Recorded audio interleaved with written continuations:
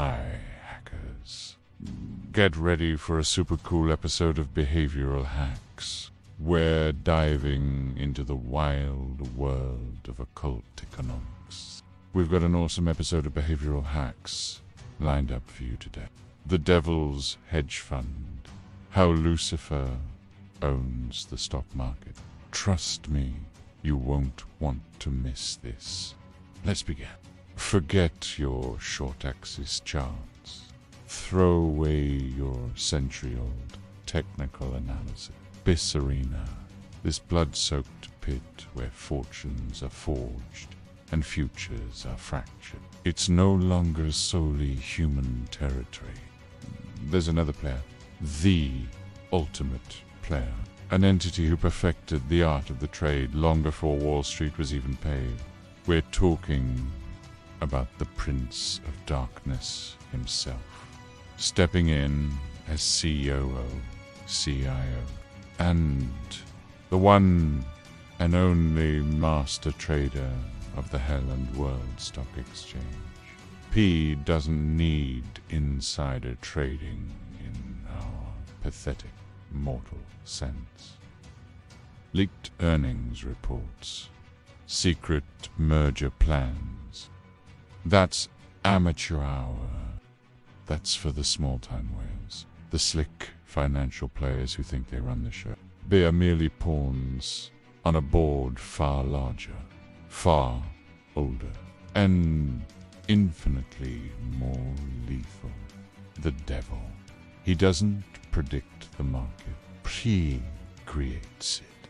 He doesn't read sentiment. He writes it by mastering the most volatile, most irrational, yet most potent asset in the known universe. The human psyche. Chapter 1. Hell's true currency. The soul exchange. Imagine the scene. A swanky Manhattan penthouse. Swift floor to ceiling. Windows framing a breathtaking city vista. Inside, a young trader hunched over a high-tech console, eyes glowing with manic energy. On the screen, a hot new tech stock, promising digital nirvana. Numbers are surging, green candles exploding. This is the modern-day Midas, right? Well, actually, he's just playing on a higher level. A playground where the stakes are existential, where the currency isn't dollars or Bitcoin, it's souls. Witness the infernal mechanic. The master trader whispers into the ears of millions of potential investors, not with audible sound, but through the most ancient algorithms of doubt and euphoria. He feels the rise of greed, the kind that corrupts and clouds judgment. He fans it, stokes it, letting the price surge, igniting a wildfire of FOMO. People mortgage their homes, drain their saving, Bo chasing the rocket, whose fuse he personally lit. They feel smart, blessed by fortune. In reality, they've just signed an invisible micro-contract, trading peace of mind for the illusion of instant wealth. Then, just as greed reaches its fever pitch, he pulls the trigger on fear. One tiny rumor planted in an anonymous online forum. One cryptic tweet from an influential account whose soul was leveraged long ago. One bearish analysis from an expert secretly drowning in gambling debts. Debts perhaps facilitated by the ultimate lender. The market convulses. Panic spreads like a contagion. Those who felt like geniuses moments before now tremble as their portfolios evaporate. Loss aversion. That irrational terror of realizing a loss takes the wheel. They sell at the absolute bottom, locking in their failure, cursing the market, cursing the manipulator. In truth, they just completed their second transaction with the devil, selling their hope at a steep discount, paid out in pure despair, and him he absorbs it all. Not the money directly, but the energy of that negative emotion. Chaos is his dividend, despair is his yield. Fractured psyches are his return on investment. Chapter 2. Masters of Puppets, outplaying the mortal mafia. But what about the big players? The so-called smart money. The financial mafia supposedly pulling the string. To the devil. They are merely tools, useful idiots whose strings he expertly pulls. He doesn't need to fight them head-on. Why bother? He can simply weaponize their own monumental greed. B can whisper a siren song of false opportunity into the ear of an ambitious hedge fund manager. Let him build a colossal position, attracting billions in capital, becoming a god in his own mind. With a simple flick of the wrist, he changes everything, causing retail investors to panic, or, conversely, to become irrationally bullish against the whale's established trend. The whale might win against retail in the short term, crushing portfolios and feeding his ego. But the devil ensures the whale's own soul becomes further entangled in the intoxicating game of power, manipulation, and hubris. The whale thinks he's the player. He's actually being played in a league far beyond his comprehension, dancing on the devil's strings. B can orchestrate grand dramas, where the whales battle each other, bleed each other dry in spectacular displays of corporate warfare. He merely needs to sow the seeds of mistrust, suspicion, and betrayal amongst them. Their own egos are the most effective self-destruct mechanisms. The devil just ensures the chambers are always loaded, ready for the inevitable implosion. He is the ultimate market maker because he made the players themselves, complete with their inherent exploitable flaws. Chapter 3. The Eternal Harvest. Lucifer's long game. Forget quarterly earnings reports. This isn't about fleeting gain. This is the long game. The eternal gain. Every boom and bust cycle. Every retrenching financial crisis. It is simply harvest season for him. A time to reap the bounty of broken spirit. The digital age, it's his meticulously crafted paradigm. Information and carefully constructed disinformation travels at the speed of damnation. Emotions can be manipulated on a global scale in real time, turning sentiment on a dime. Social media algorithms feeding echo chambers, gamified trading apps, turning investment into addiction. Prononymous investment forums breeding hysteria.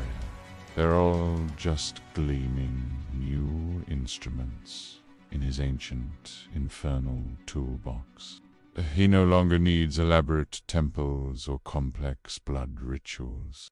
Just a perfectly timed push notification can spark serious be carefully worded news headline designed to induce market-wide panic.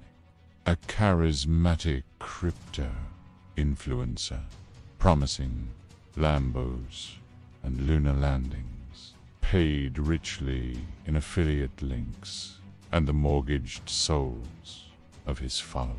Every time someone revenge trades after a devastating loss, desperately trying to claw back dignity. Every time someone sinks deeper into consumer debt for a speculative sure thing. Every time someone sacrifices precious moments of real life to stare catatonically at fluctuating candlestick cards. He smiles, a chilling acknowledgement across the void. The transaction is complete. Turn. His eternal ledger balances firmly, inevitably in his favor. He doesn't always make you lose money. Oh, no. That would be too simple. Sometimes he lets you win. Small, intoxicating victories that get you hooked like the cheapest drug. Wins that make you feel invincible. A financial titan in the making. Wins that encourage you to up the stakes.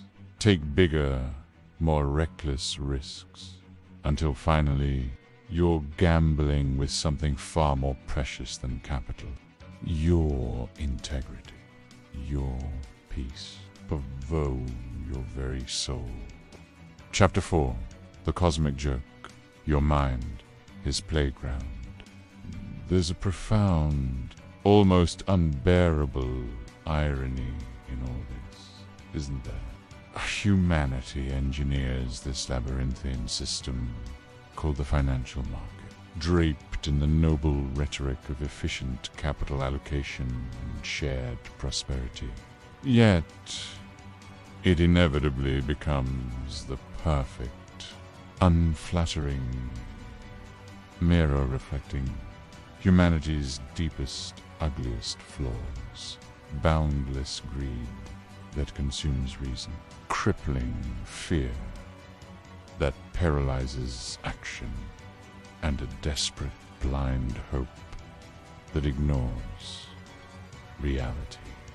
The devil didn't need to invent these weaknesses. They're inherent.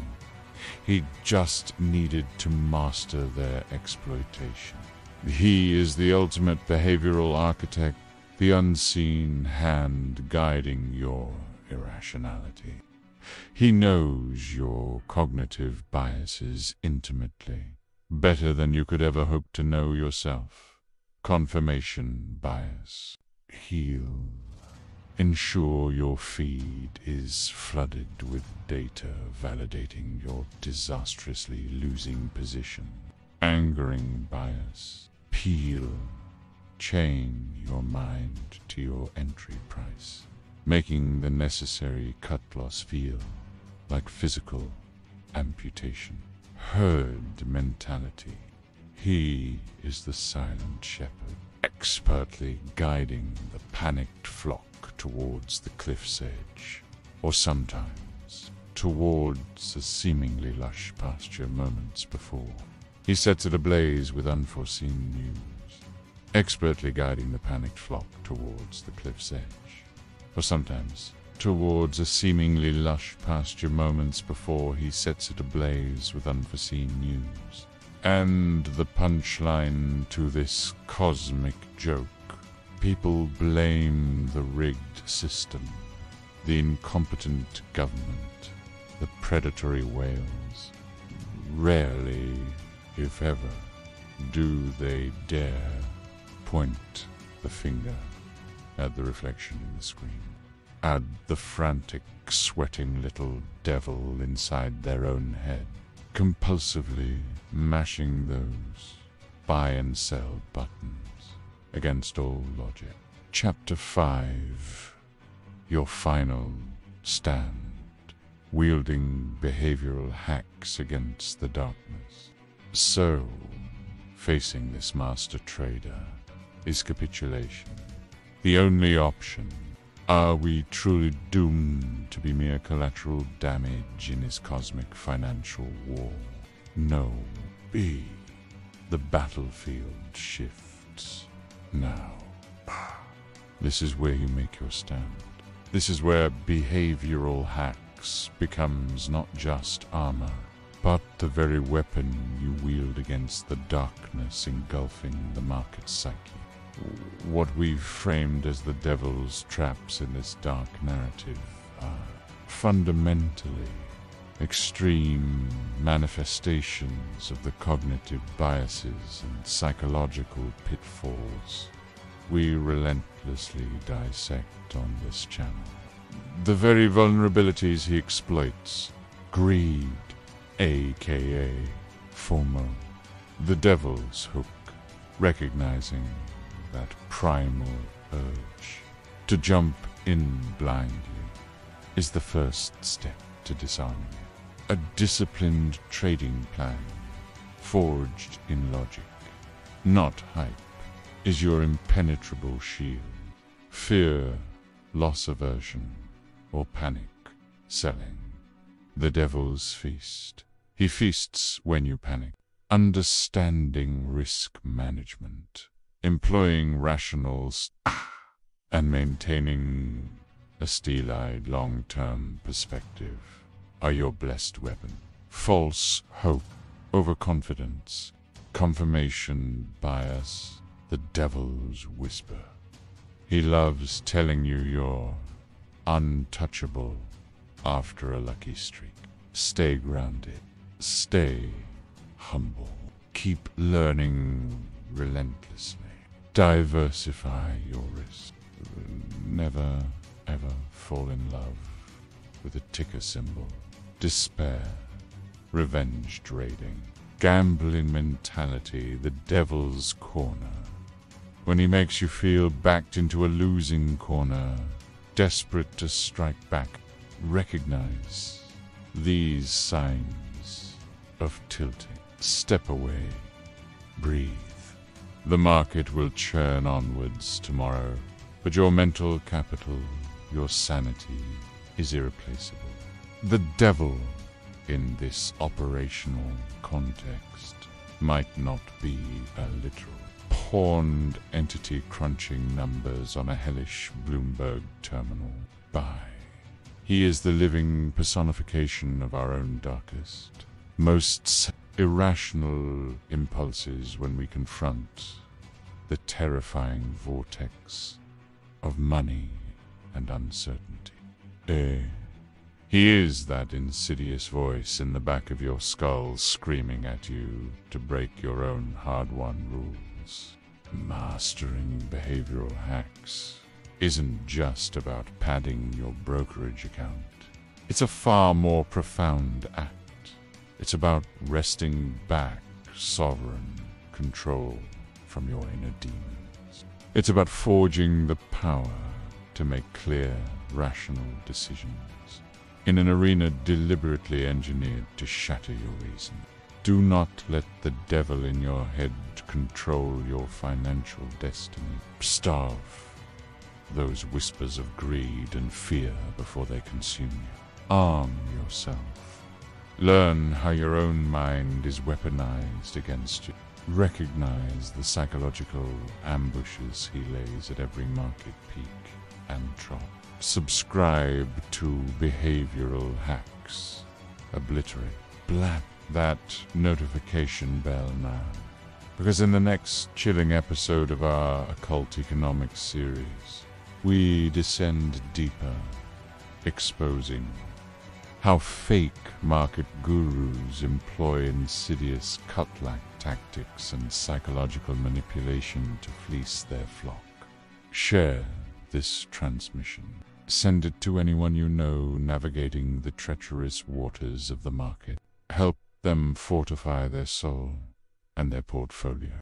In this relentless financial warfare, self-knowledge isn't just power, it's survival. Choose to be the warrior, not the willing victim. We'll meet you on the enlightened side, or at the very least, the side that's finally awake.